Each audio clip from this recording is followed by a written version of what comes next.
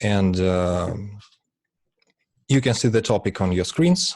So today we will talk about boosting your vocabulary for the Russian state exam. And it's not the only reason for boosting your vocabulary, of course, but I guess it is what you need right now, and I would like to help you with it. So first, a few words about me. My name is Konstantin Sizov, and I am a MGIMO graduate. I finished this university in 2016. Currently, I am a teaching assistant of Institute of International Education at MSPU. I'm a Russian state exam expert. I received that certificate in 2019. And what is more, I am a private tutor. And why I'm actually talking to you is because I achieved significant results in preparing my students for the Russian state exam. And I would like to focus on this very topic, on your vocabulary, because it is a very common problem. So many people fail in lots of tasks only because they don't know several words. And I mean, I'm not saying about words that are extremely rare. I'm talking about very common constructions. So if it's okay with who I am, then let's proceed to our today's topic. First of all, our agenda. I would like to answer these three questions today: why, where, and how. And when we are finished with these questions, I will be ready to answer all of the questions you have to me. But let's postpone it. Let's put it off till the end of the presentation, if you can. So the question why is quite simple and quite controversial at the same time. I would like to tell you about the Pareto Rule or Pareto Principle first. What it is quite simple and impressive at the same time. The Pareto Principle says that only 20% of the effort you put into something give you 80% of the result. And why I decided to start with this very principle? Because I'm strongly convinced that your vocabulary, and I would say rich vocabulary, is included into this 20%. In my humble opinion, it will help you to deal with all 5 parts of the Russian state exam. And I'm not kidding. I will give you explanations here and now. First of all, guys, when you do listening and reading tasks, you need to understand at least 80% of what is said or what you're reading in order to perform these tasks successfully. Because sometimes in the listening part, you can hear one word and you can be given a synonym in the task itself. If you are not familiar with these words, a mistake may happen. At the same time, the same situation with reading, you need to know a lot of words to understand all of the 3 tasks, to read between the lines and to be able to gain maximum score. If we talk about grammar and the use of English, you probably all know about the 3rd part of this task, and what I can tell you is that many people fail to do it successfully just because they don't know phrasal verbs or collocations or some other English constructions. So this all this proves that vocabulary is extremely helpful. I'm not talking about the essay and the letter. You should be aware of different words and constructions to be used in these written assignments. And as well as with speaking, you need to be fully aware of what words you can use and what words you can't. There is a special criterion in writing and speaking. range of vocabulary. So I guess at this point, we are quite clear about why you need this. And let's talk about the question, where? That's not a coincidence that I decided to put it like where, because I would like to give you an insight on where you can take these words from. First of all, books, and secondly, applications. Don't worry, I'm going to give you detailed comments on what books you might use and what applications you may turn to. So first of all, textbooks and self-references. Some of them may be familiar to you. Some probably will be new. Some of them may be outdated. I mean, they are not used by private tutors, or they are not used in language schools. Still, I highly recommend them because I keep on using them, not only when actually preparing my private students for the Russian state exam, but for preparing my students at university as well, because a problem of poor vocabulary is always here, is always with us. Okay. Then let's keep on. I would like to start with Macmillan series.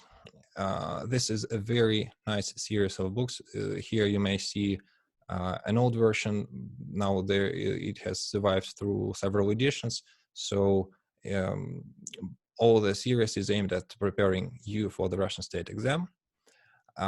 Some exercises can be taken from IELTS exam or from FCE, but their structure, the aim is quite the same. But in the scope of our webinar, I would like to focus on the yellow one, grammar and vocabulary. So I would like to give a few comments and take a look inside. Here is a typical composition of a vocabulary unit in this very book. Unit 2, as you can see, is devoted to traveling and transport.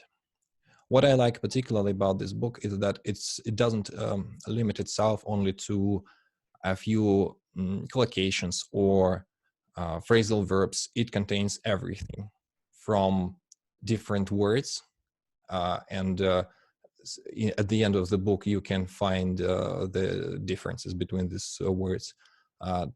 Till word formation, which you probably know is extremely useful, again, in the use of English part. And what is more important is that you are given a chance to practice immediately, right after you studied all this material. 3 or 4 pages of exercises plus review part after each 4 units. This very book, personally, I can tell you that I used it when I took the Russian state exam about 10 years ago, and it is still relevant.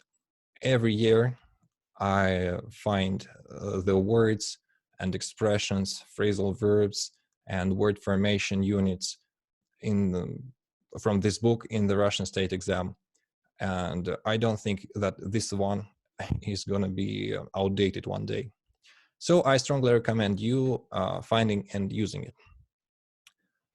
Now let's move on. If you fail to find the previous one, then there are some more sources where you can find what you might use in preparation. Vocabulary in Use series. Probably some of you, or even most of you, have heard of English Grammar in Use series by Raymond Murphy. I'm sorry. This is something very similar. Cambridge Press found out that this series of grammar is of a great use. They decided to print out something else. And here we are with English vocabulary in use. It is not made specially for the Russian state exam, so be careful. But it does include necessary items. What we need to focus on is the part of intermediate and the part of upper intermediate levels, so which correspond to B1 or B2 levels according to Cepher. Again, I'd like to take a look inside. What you can see here is pretty the same structure. Probably all Western publishing houses follow this structure. In the left part, you can see a vocabulary list. What I like in particular is the fact that they do not just give a list of vocabulary. They provide some explanation, and they provide examples, colorful pictures as well. That might be interesting for some of you probably, not just text. And the next 2, 3, 4 pages are usually devoted to exercises. In case of vocabulary and use, probably 1 page, but still it is a great help if you need to revise a particular vocabulary topic. If it's not enough, here you go with some more books from Cambridge Publishing House. Collocations in use, idioms in use, and phrasal verbs in use. I'll give some comments on these 3. I don't think we need to go into details. Collocations, idioms, and phrasal verbs are also quite popular with the creators of the Russian state exam. However, they do not ask you to translate them, fortunately. They do not wait for you to know all of them, but knowing the main ones is, I think, quite useful for you. Again, I would like to focus on intermediate and upper intermediate levels, since these levels correspond to your level when you are actually finishing school and taking your Russian state exam. So I hope this is more than enough if we talk about Western publishing houses. Now let's not forget about Russian authors. The book, which you can see on your screens, is also quite old. Yeah, I also used it when I was taking my Russian state exam, and we still do it with my students. It contains loads of texts and loads of words with collocations, phrasal verbs, everything that you can use not only for writing essay. You see, it is mainly devoted at preparing you to write a decent essay, but also it will help you to enrich your vocabulary. I think still our focus today is vocabulary, but many people fail to come up with interesting arguments when we talk about essays. For this reason, I recommend you to at least look through the texts. I mean, the main ones like traveling, education, life in big city, reading, and so on, in this very book, which will help you with interesting points of view that you can use in your essay. Let's take a look at inside as well. So, a classical composition, a text with underlined or words in bold and the word list afterwards. Probably some of you are sick and tired of such texts. So was I when I was at school, but now I quite understand why it is so important to look through these type of texts. The reason is quite simple. You see the words in context. You see how they interact with other words. You see the way it works in written text.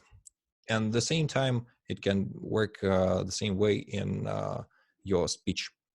So do not be lazy and get acquainted with at least most important topics.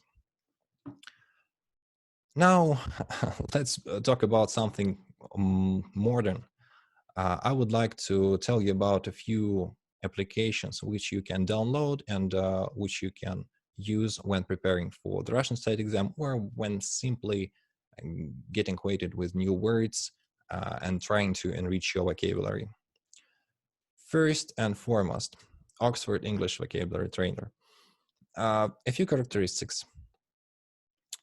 I would find it very user-friendly because you can intuitively find what you need, even if you are not really good at working with such applications, or even if you don't know the language that well. Available for both iOS and Android. I guess no comments needed in here. It has different ways of testing.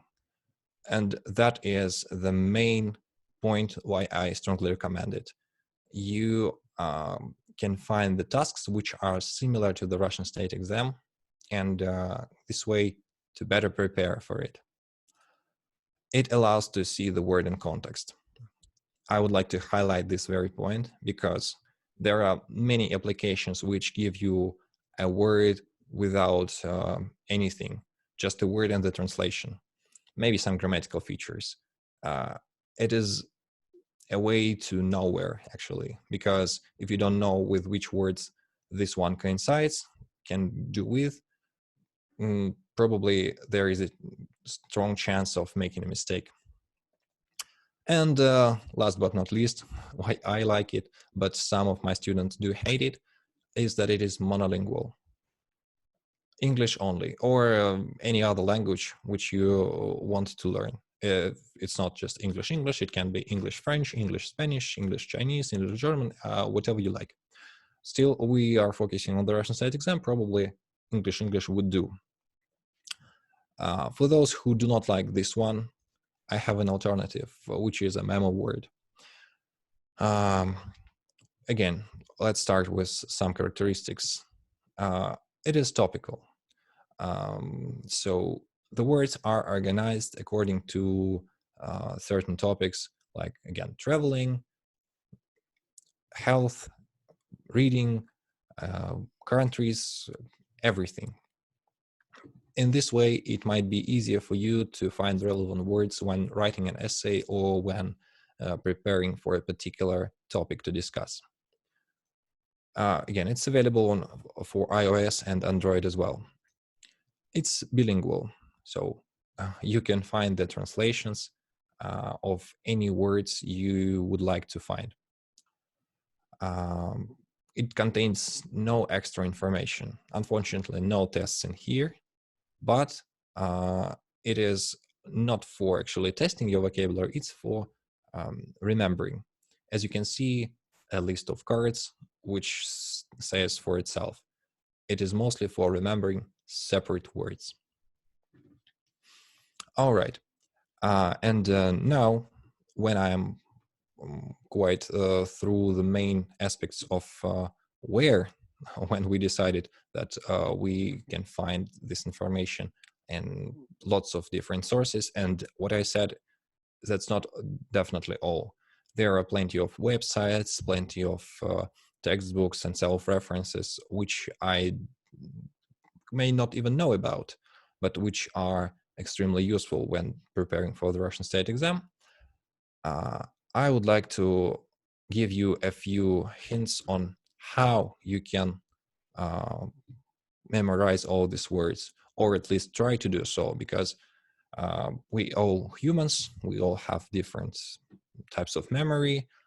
But I would like to give you the ones that my students use and that university students find useful as well. So, at first, WLCR method. It stands for basically write, look, cover, and repeat. Simple as it is, but genius at the same time. I guess when you were learning something by heart at primary school, you used this very method. At least I hope so. Because then it would be easier for you to use it right now when you're nearly adults and when your understanding of things is a bit different.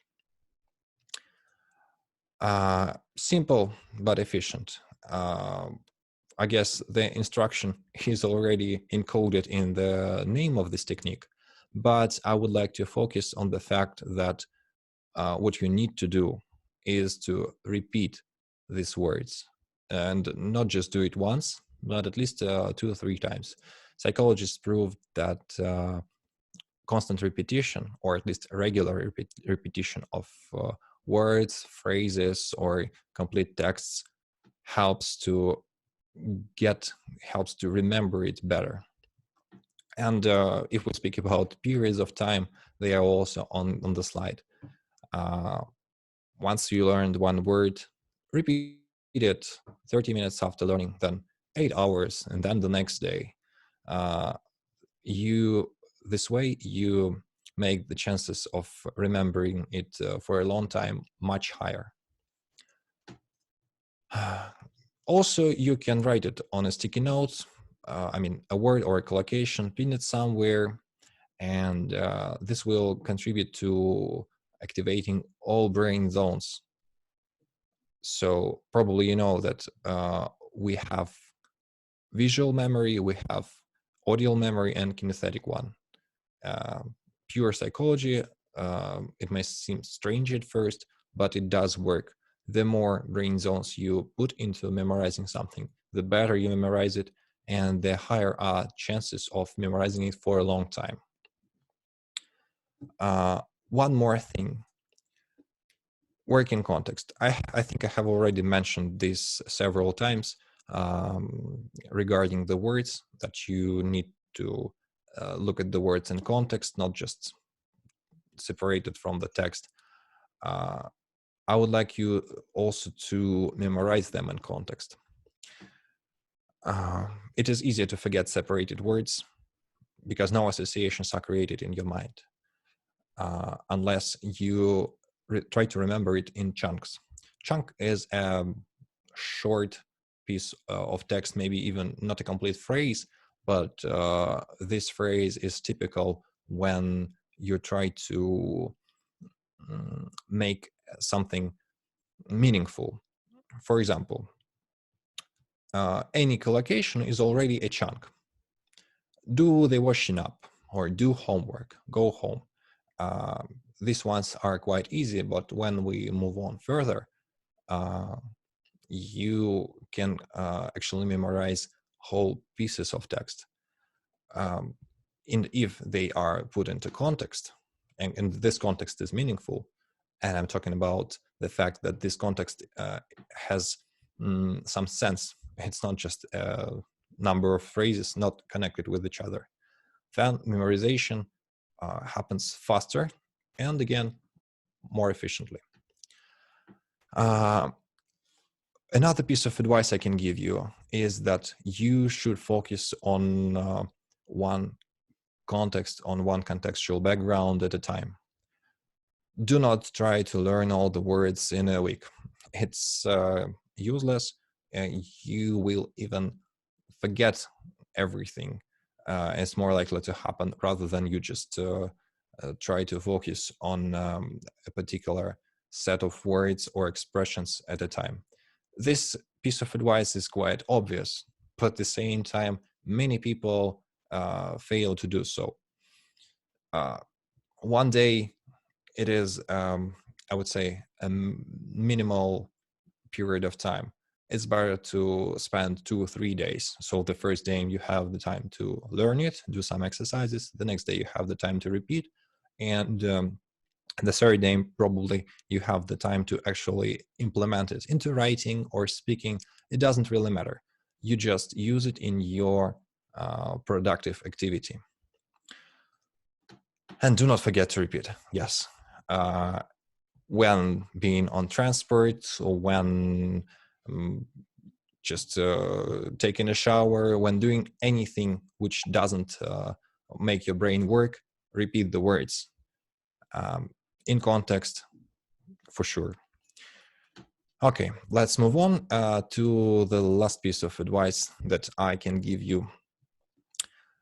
Make it engaging. So, as you probably know, we get tired very quickly, and our attention, attention span, I mean, the period of time which we can stay active actually is very short, about 15 minutes. If we do some monotonous work, like do something without any changes, the chances of getting tired or even getting bored are extremely high. So try to associate what you're doing, even if it concerns remembering pieces of text or remembering certain words, with some engaging activity, with an activity that you like. A simple example. Some of you may be fond of drawing. Then make small caricatures, small illustrations for the words or pieces of text you are reading. This will, first of all, make the process more interesting. Yes, I agree, it is time consuming, but at the same time, guys, it is worth it. The words that you learn with some illustrations tend to stay with you for a long time. I checked it several times with different age groups, and children as well as adults tend to remember words much better when they draw something, or when they at least do some, create some associations. And of course, do not overload yourself. I mean, even when making engaging this process, you still should be careful. Not more than 12 or 15 words per day. The same concerns expressions or phrasal verbs. It is impossible to learn more. Again, it is a proven fact that your brain capacity is about 15, maybe 20. It is quite a rare case of new word items per day. So do not overdo it. And last but not least, the thing that I want to focus on, and I want your attention in here. Everything mentioned above is just a good way. It doesn't guarantee, I'm not giving you any guarantees that these self-references, these books, these ways of learning vocabulary will stay, will be quite efficient for you, and that the words you have learned, you will remember them even in 10 years' time. For one simple reason, lack of practice. Again, even if you repeat, even if you learn a set of words, repeat it several times, and then you actually end up not repeating them after this activity, chances of forgetting are extremely high. So, and the obvious way out of this is a lot of practice. And I mean, practice can be everything. Probably most of you practice while writing an essay or writing a letter. Most of you may also find collaborative learning, I mean, learning together with your friends, quite engaging. Do it.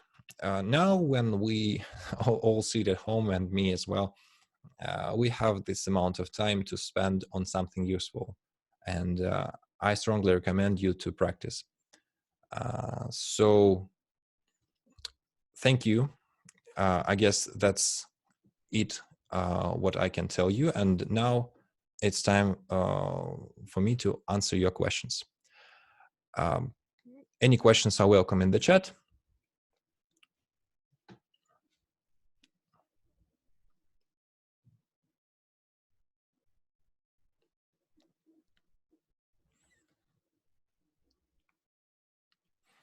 Oh, that's a question probably to Andrei Vladimirovich.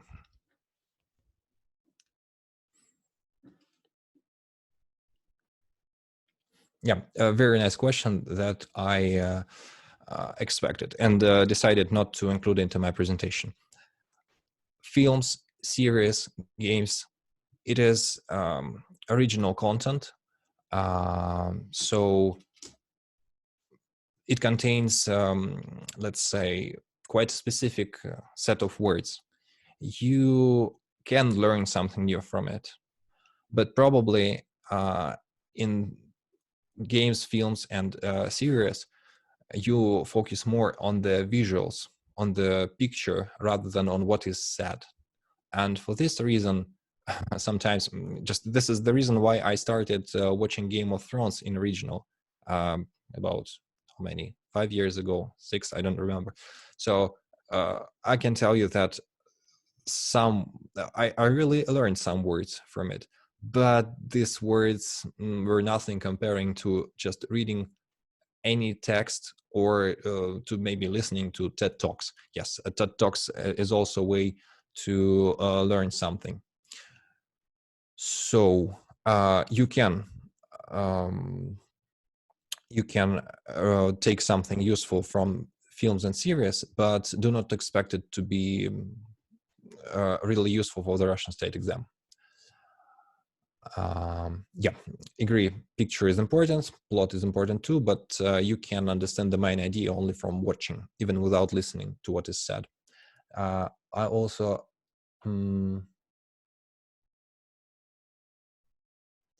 can I learn English language if I work by myself and my teacher? Yeah, it's a very controversial question. Of course, everyone can learn English.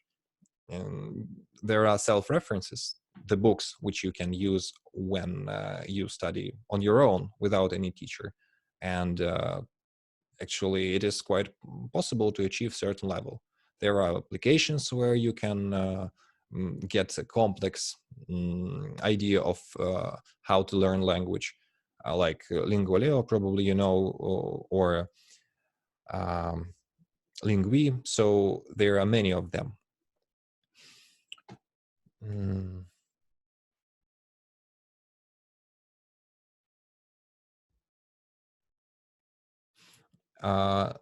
So how to improve listening and determinative skills. I guess we have, first of all, a whole seminar devoted to it. So in a few days, you will hear a person who will talk about this one. What I can tell you is, again, practice, practice, and practice. You should first try to find a source of listening texts with particular tasks, and try to actually do these tasks. The more you do, the better you get in listening. Understanding American accent and versus British accent. Actually, I'm not quite sure whether it is we call it British accent when we speak about the Russian state exam.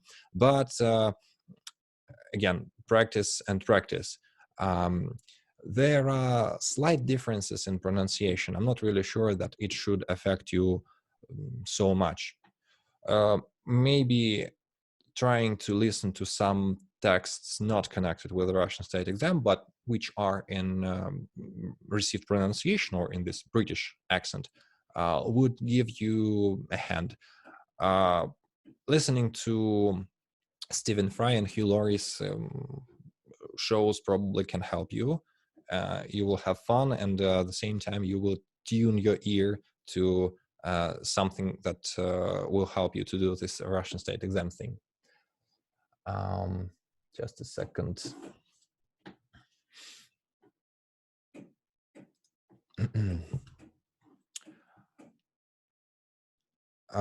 Learning both accents, I am not really sure what you mean. If you need to then travel to British Empire or to former British Empire and speak English there, they will probably understand you no matter what accent you are speaking. Speaking about the webinars on TOEFL and IELTS, that's a separate topic. Idioms and other materials for Olympiads. If you turn to websites of Higher School of Economy or of Moscow State University, there you can find a list of books that are recommended for learning these very things that you mentioned, like idioms and collocations. And believe me, the books that I mentioned are in the list. Not all of them, of course, but the series of vocabulary in use or idioms, collocations, phrasal verbs in use are here.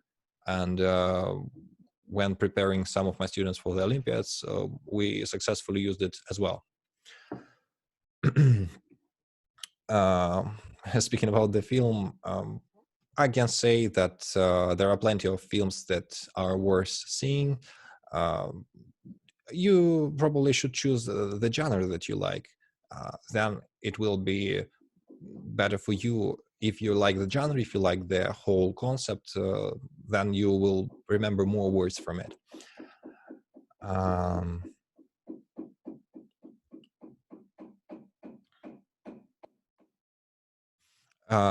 So answering the question, is it difficult to pass the exam? Nothing is so difficult if you prepare for it. And if you prepare for it in advance, if you start preparing like when you're now in the 8th grade.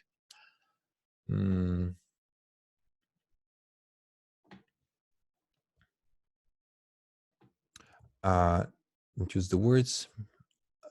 I don't know how to use them in particular context. So that's a very nice question, Vladimir.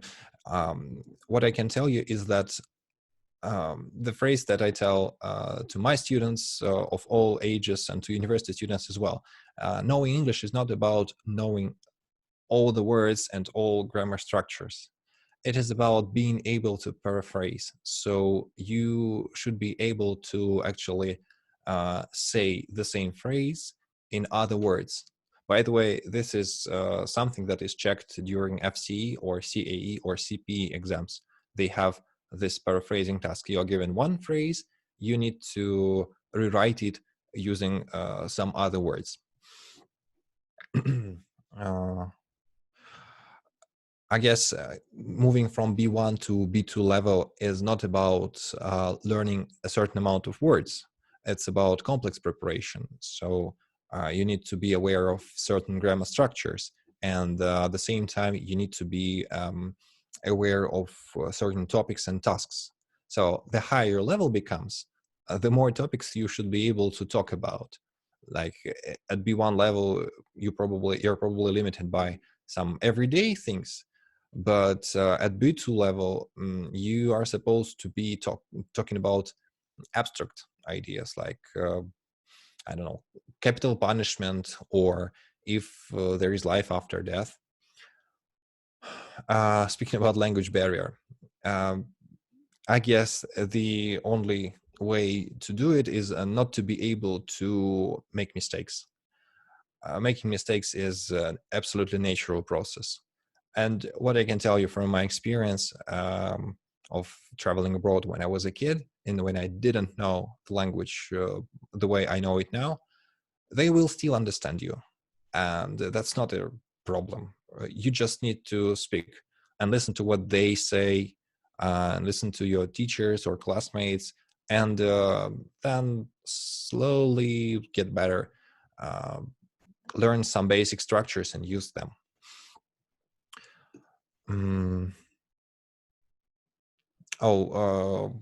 As for the speaking part, again, that's not the topic of our today's discussion, but my advice to you is that you can turn on the music. There is such an option. Or you can simply try doing the speaking task at home or with your parents or other housemates doing something next to you. Probably then you get used to this situation and it becomes easier for you to actually perform in such stressful conditions.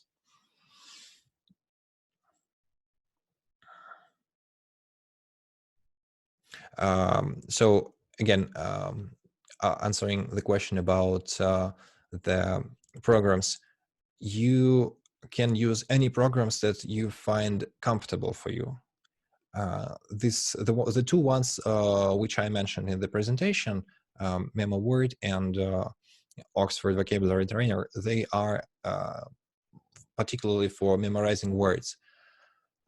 So you need just to choose whether these are suitable for you or not. And if they are not, try to find something that you like. App Store and Google Play are full of such programs. Just choose them carefully. Take a look at the rating. If it is less than 3 stars, probably not a good idea to even download it, not to say word of paying money. So to tell the truth, I started I really focused on learning English when I was, I think, 15, the year before I took my OG exam. That time it was GIA, and I think I made a significant process over this 1 year. Then I continued taking private lessons and watching webinars. That time, I mean, about 10 years ago, it was also quite popular. So I guess I've been seriously learning the language for about 12 years now. For those who are honest, I'm 26.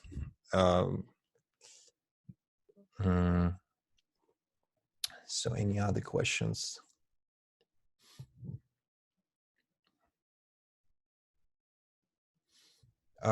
Again, if you are shy when speaking English, don't worry about the mistakes. Those who are listening to you will probably understand. If not, you can still reformulate it, say in other words, and not to worry about it.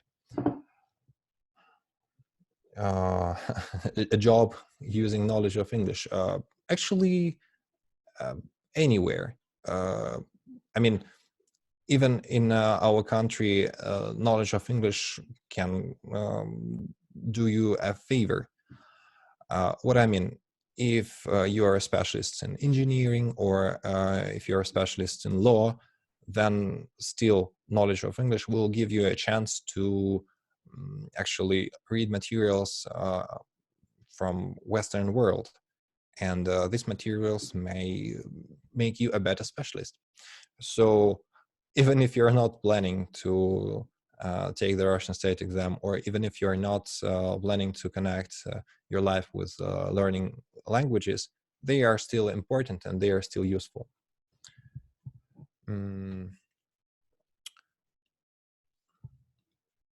So if we speak about self-preparation, what I can tell you is that it is possible to learn grammar. It is possible to learn some words, sometimes even do certain tasks in listening or reading. But what is quite difficult is to prepare to write a good essay. Maybe even later, you can learn how to write it yourself.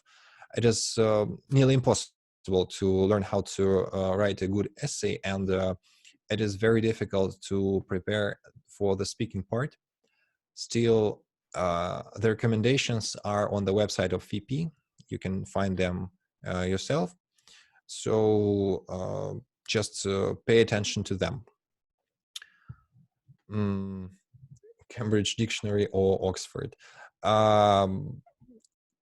What is, it's just a matter of taste. What is more comfortable for you, then use it.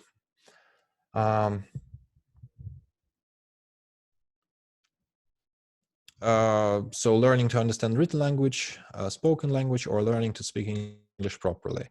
Very controversial question. I personally believe that being able to just learning English includes everything. Writing, listening, speaking, reading, everything. So if you can say that you speak Russian well, you probably do all these 4 things. I mean, you read in Russian, speak in Russian, write in Russian, and you can listen to people speaking Russian. The same concerns English, and the same concerns any language that you learn. Nice question. Multitran. It used to be one of my favorite programs that I used to translate certain terms. Still, it has the same problem as Wikipedia.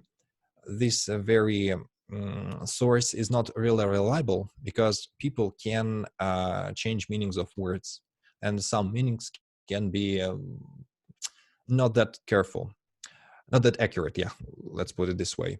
So if you need to find a separate word and you need to find out its meaning in some particular context like law or economics or anything like that, then multitran will do.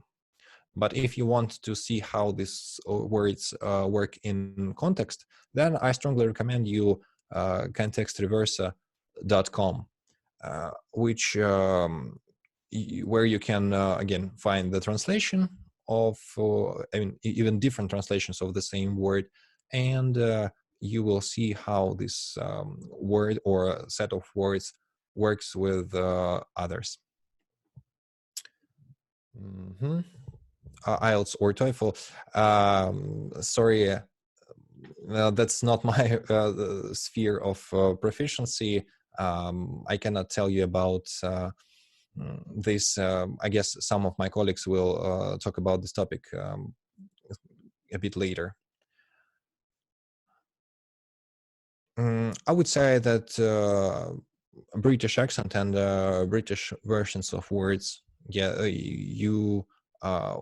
it is easier to meet this chemists rather than a drugstore. So focus on British. Second language you would recommend. It depends on your tastes and preferences. If you want it to be easier, then probably focus on European languages. Especially, they say that Spanish is the easiest language to learn. If you want to take a challenge, then go on with Japanese or Chinese. And you will do yourself a favor as well if you learn Chinese. By the way, our faculty also teaches Chinese. So do yourself a favor because economic cooperation with China is growing, and the chances of finding a good job are very high.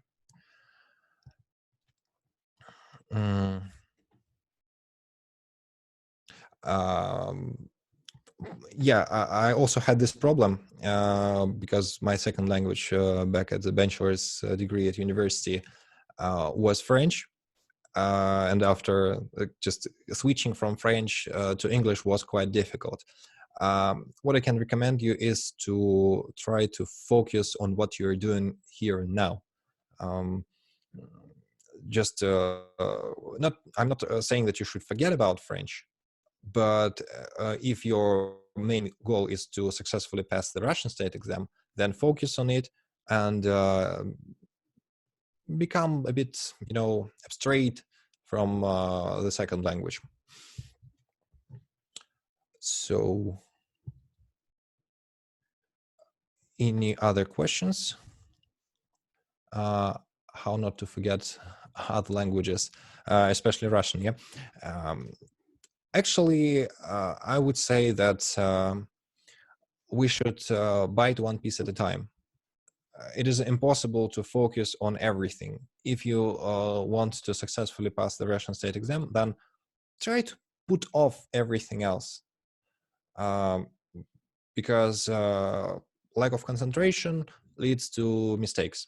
So my advice to you is to forget about everything which is not important here and now, because it is easier to then restore your knowledge and skills rather than actually retake the Russian state exam or anything else like that.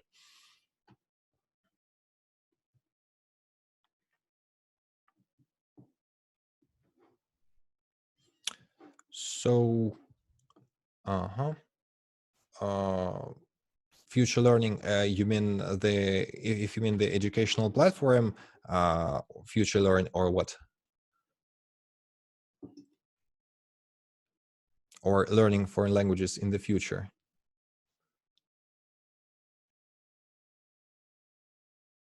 A person need to teach every language at the time. Sorry, I don't quite understand what you mean. If you can paraphrase it, I will be glad to answer your question.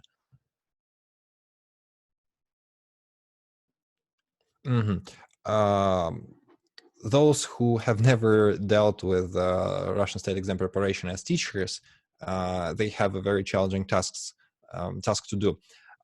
What I can tell is that first try to do it yourself, because if you don't understand the mechanics of the exam, then probably you won't be able to help your students with it. If you completely understand what is going on inside, if you understand the structure, if you know what is expected from you, then you can switch to some recommendations. Like most problems arise when talking about writing part. So focus on it and on speaking as well. Check the understanding of your students, whether they understand the grammar structures that need to be used, or whether they can speak, and then slowly develop the other skills. Remembering tenses, I would say that constant use of the language. Still, many tenses are not frequently used. I would say that 90% of time we use 6 tenses: present simple, present continuous, present perfect, future simple, past continuous, and past simple, and that's it. What is the rest? We just use it in written texts, or sometimes when we need to express a complex concept.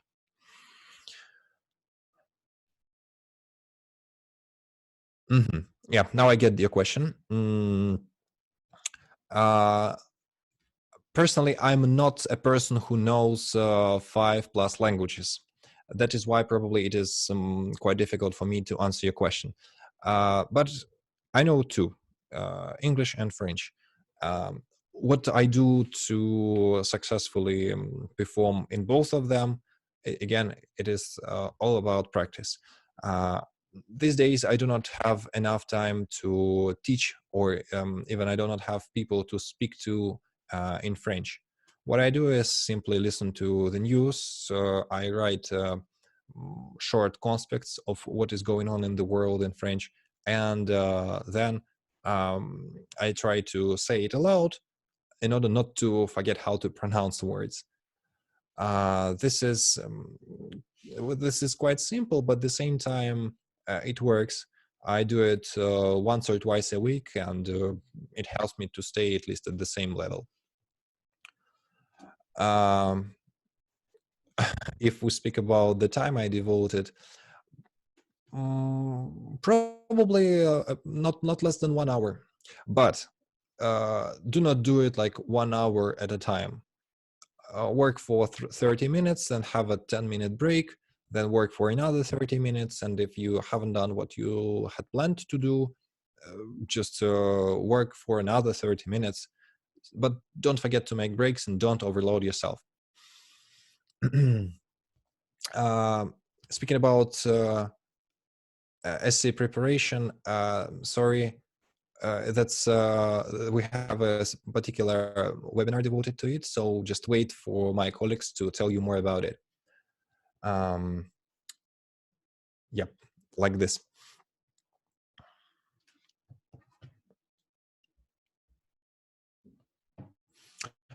Any other questions?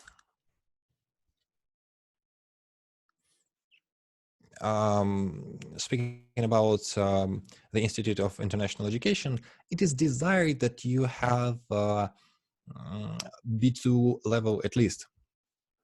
Still, we have some kind of, let's say, preparation at the beginning of each year, which helps you to improve your knowledge of English in a very short time, about 1 or 2 weeks.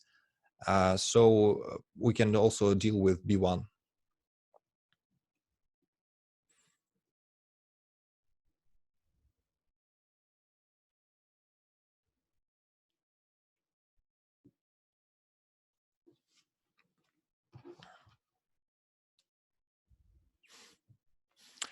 All right.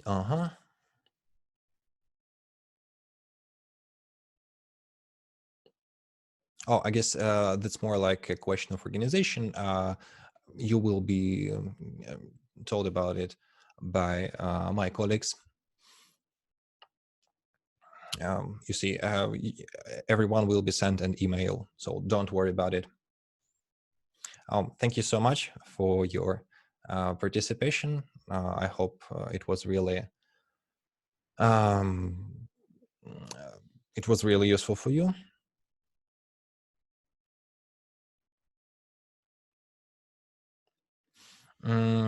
As for using reductions, I would say we actually call it contractions, like I'm, his, and so on. Understanding this, again, depends on the context. If you hear a phrase, he's nice, probably they mean he is nice. But if you hear a phrase like he's done it, your interlocutor probably means like he has done it. So everything depends on the context, and you just need to be able to decode it on the go very quickly.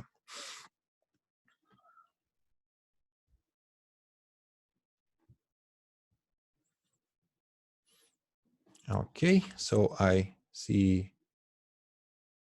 many people thanking me, and I also would like to thank you for your participation. I hope that what I said today was or will be useful for you, and I wish everybody good luck with your preparations.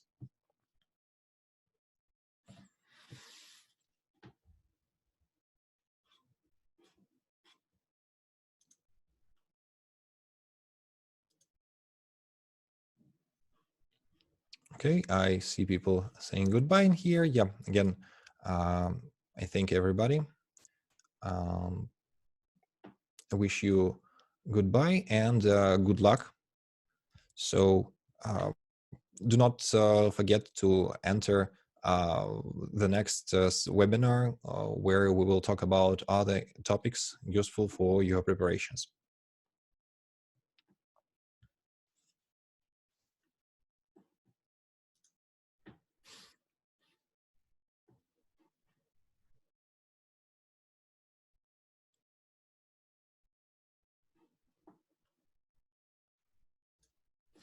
So I guess at this point we are finishing our webinar. You will be told about the next webinar in your emails. So do not worry, you will not miss them. As for this very webinar, you will receive a scripted version. And you will have a chance to rewatch it. Don't worry about it as well. Thank you so much for the participation, and it was a pleasure to deal with you today. Goodbye, good luck. Don't forget to join us next time.